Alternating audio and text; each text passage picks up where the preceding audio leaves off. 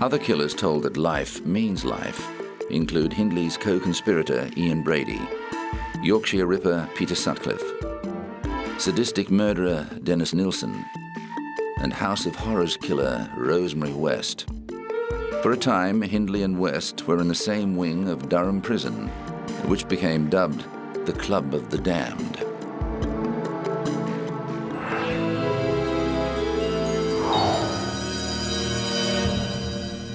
Richard Milhouse Nixon was a junior congressman from California when he uncovered crucial evidence in the Alger Hiss espionage case.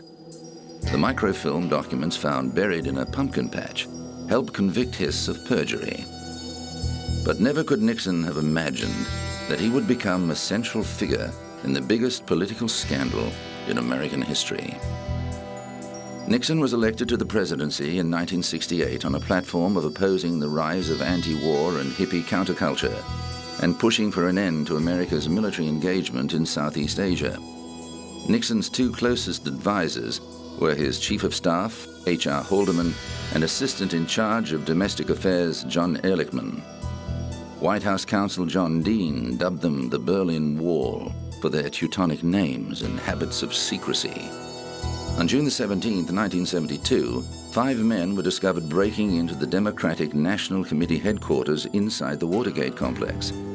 A few months later, along with the masterminds of the break-in, E. Howard Hunt Jr. and G. Gordon Liddy, the 5 were indicted for conspiracy, burglary, and violation of federal wiretapping laws. But when one of the men, James W. McCord, wrote to the judge claiming a cover-up of the robbery, the floodgates were opened, and the affair snowballed into a massive political scandal that reached all the way to the White House. It was eventually revealed that President Nixon and his government had been involved in an astonishing array of criminal activities, including campaign fraud, political espionage, and wiretapping of not only their political opponents, but also the press and ordinary citizens. A hidden Mexican slush fund was also discovered, used to pay for these activities, provide money for cover-ups, and buy the silence of anyone arrested. But it all began to unravel. In a Senate investigation, former staff members testified against President Nixon and his team. G. Gordon Liddy served 4.5 years in jail for his part in the conspiracy, before reinventing himself as a radio talkback host, actor, and political strategist, and writing a best-selling book. In 1997, he returned to the Watergate complex to commemorate the 25th anniversary of the break-in, and broadcast his nationally syndicated radio show from the lobby. Baldwin had a transceiver, and we had a transceiver. And Mr. Baldwin spotted the police officers who were, coming down toward the thing, and he was doing what he was supposed to do. He was calling over and saying, okay, he asked, he said, are our guys dressed in hippie clothes? And we said, no way our guys are dressed in hippie clothes. They're all dressed like businessmen. And he said, well, there's hippie clothes people coming, and he said, and they got guns.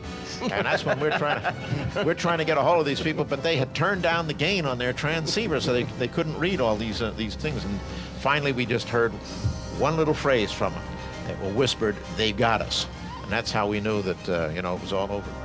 As it turned out, it was all over for Nixon's presidency too, although it took another 2 years for the Watergate evidence to mount up. It was revealed largely thanks to Washington Post reporters Bob Woodward and Carl Bernstein, and their infamous anonymous source, W. Mark Felt, codenamed Deep Throat. Nixon continued to deny knowing anything about the Watergate crimes. I had no prior knowledge of the Watergate break-in. I neither took part in nor knew about any of the subsequent cover-up activities. But others testified otherwise, and White House counsel John Dean became the star witness of the Senate Watergate Committee, implicating both former Attorney General John Mitchell and President Nixon in the cover-up. As Dean had no evidence other than his notes, his testimony was not given much weight, until it came to light that Nixon had recorded many of the conversations he had had during his presidency. The tapes were subpoenaed by the inquiry and contained shattering revelations, including evidence of illicit campaign contributions, secret bombings of Cambodia, and widespread illegal wiretappings and harassment of Nixon's opponents. The fallout led to threats of impeachment. But Nixon forestalled this action by stepping down as president. I shall resign the presidency effective at noon tomorrow. 7 former presidential aides were indicted for their role in the scandal, and 4 of them, including Haldeman and Ehrlichman, were convicted and served jail time. Altogether, 19 conspirators went to prison for Watergate. However, Nixon was not among them. On September the 8th, 1974, President Gerald Ford, who took over from Nixon, controversially granted the former president a full and unconditional pardon for any crimes he may have committed during his presidency.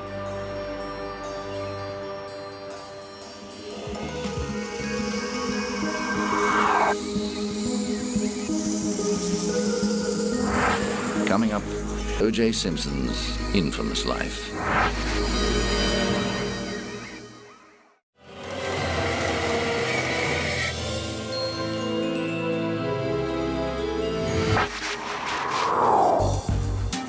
(875 South Bundy Drive, Brentwood, Los Angeles.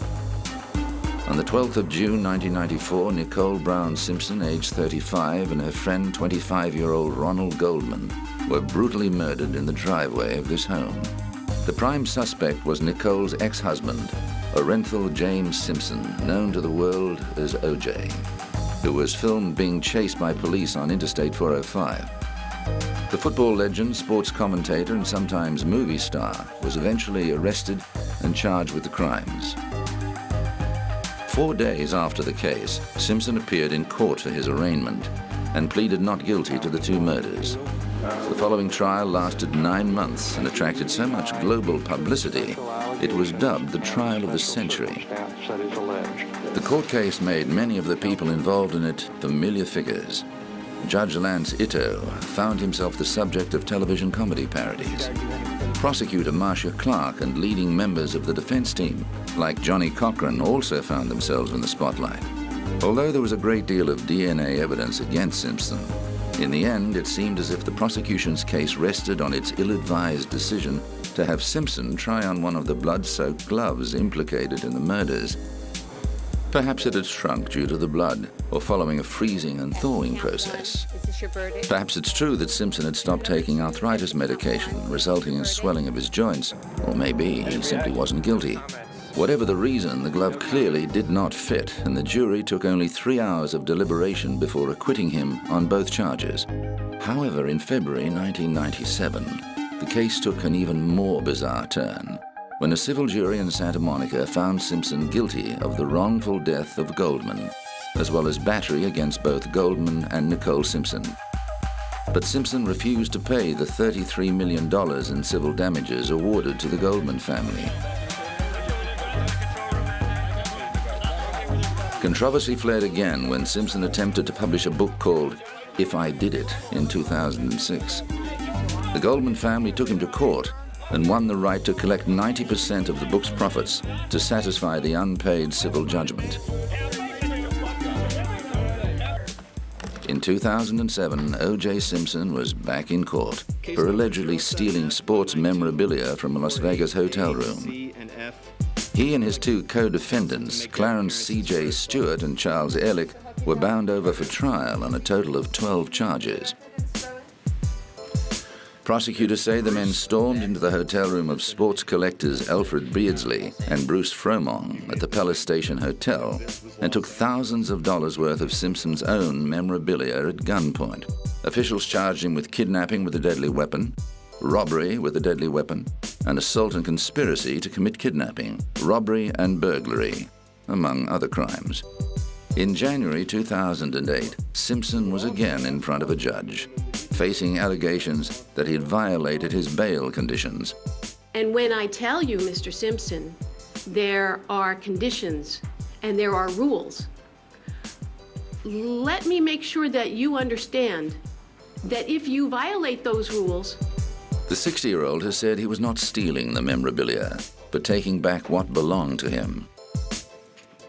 He remains free on bail of $250,000, but if convicted of the charges, he's facing the inside of a jail cell for the rest of his life.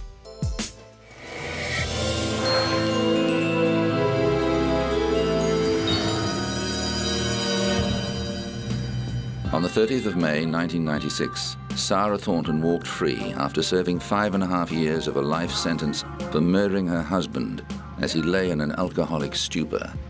An appeal over her original conviction saw her murder charge overturned in favor of a manslaughter verdict. If the truth had come out 6 years ago, 7 years ago, look how much pain and time and money it would have saved everybody. Sarah Thornton admitted stabbing her husband Malcolm with a kitchen knife as he lay drunk on the sofa at their Warwickshire home in 1989. She said it was her husband's violent behavior towards her that caused her to snap. However, during sentencing, the judge found her responsibility for killing him was diminished, not because of provocation, but because she suffered from a severe abnormality of mind. A jury of 8 men and 4 women deliberated for 6 hours before returning the verdict. At a press conference after her release, sitting next to daughter Louise, Thornton said she believed justice had been served. The 5 years I got, for me, yeah, I think that's fair. I'm not saying that every woman should be sent to prison, but for me it was fair. I took a life at the end of the day. But Malcolm Thornton's family was disappointed with the result. People get 15, 20 years for armed robbery, 5 years for taking someone's life. It's disgusting.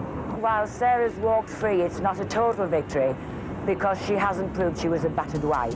She's proved instead that she's got a severe personality disorder. Although there was much publicity about the use of provocation as a defense in Thornton's case, ultimately, it didn't set a legal precedent. This cannot set a precedent by itself.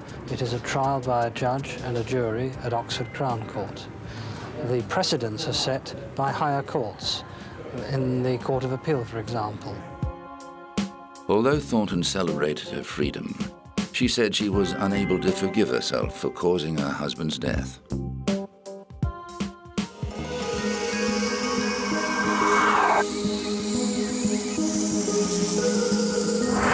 Coming up, Jack the Ripper.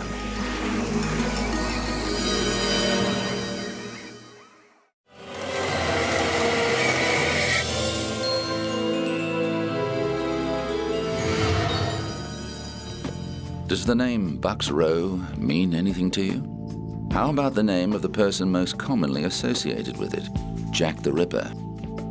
This is Whitechapel, the area in the East End of London where a number of women working as prostitutes were mutilated and murdered towards the end of the 19th century.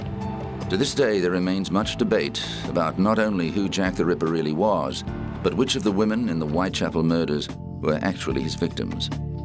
Out of the 11 bodies, though, there's a group known as the Canonical Five. These are believed firmly to have been the Ripper's victims. Mary Ann Nichols, nicknamed Polly, was the first of these, killed on the 31st of August 1888, 5 days after her 43rd birthday. Her body was discovered in the early hours of the morning on Bucks Row. Bucks Row, which has since been renamed Durward Street, was a back alley in Whitechapel, a couple of 100 meters away from the London Hospital. Some of the original buildings and brickwork still exist today, including a low brick wall stretching east from the board school. Polly's body was found near the wall's corner. Whitechapel is now home to a niche tourist industry as people come from all over the world to take guided tours around the sites of the murders. Number 2 of the Canonical Five was Annie Chapman, who also had a nickname, Dark Annie. She was found on the 8th of September, dead in a backyard in Spitalsfields with her uterus removed.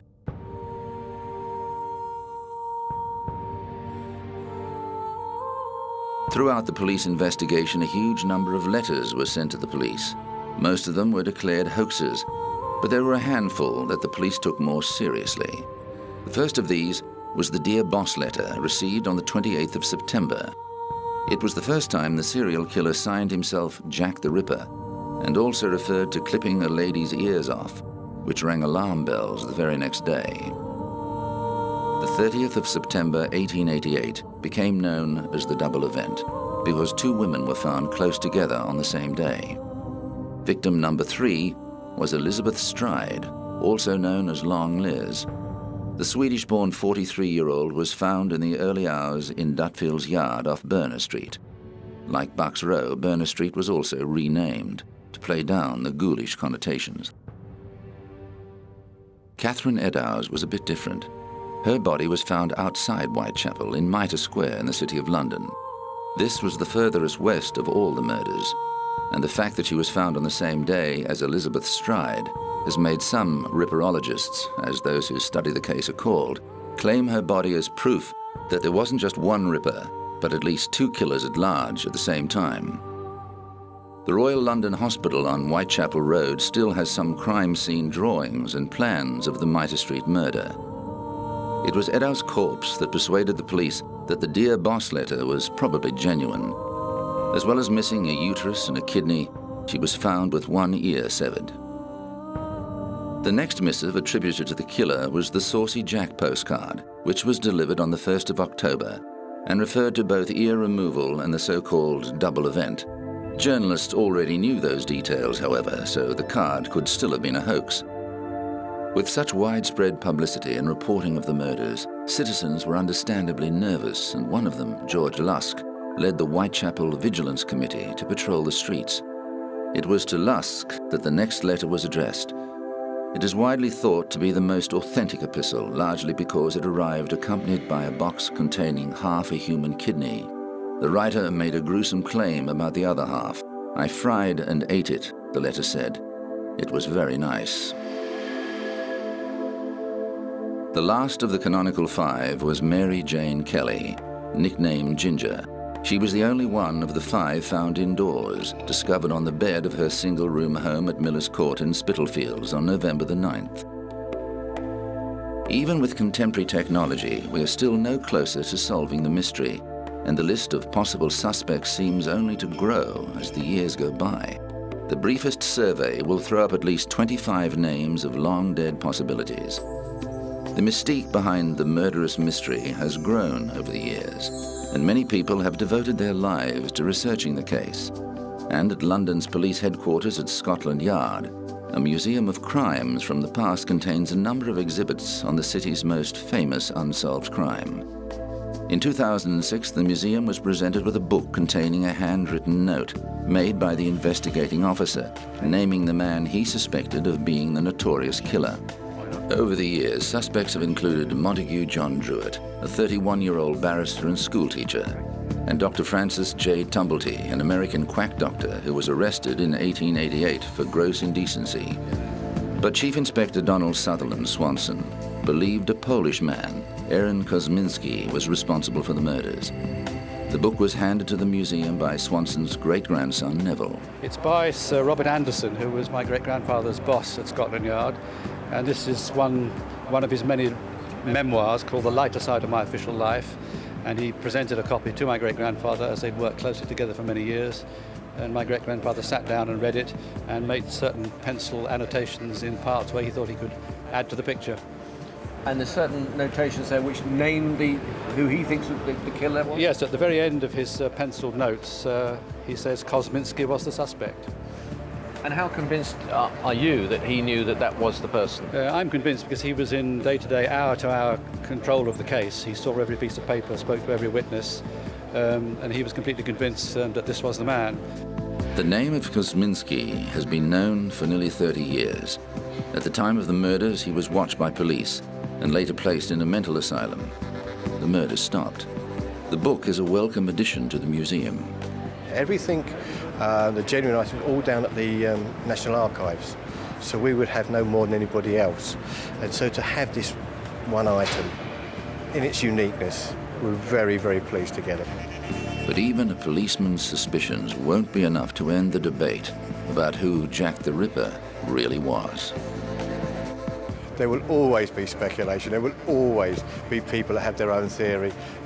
You'll never stop that.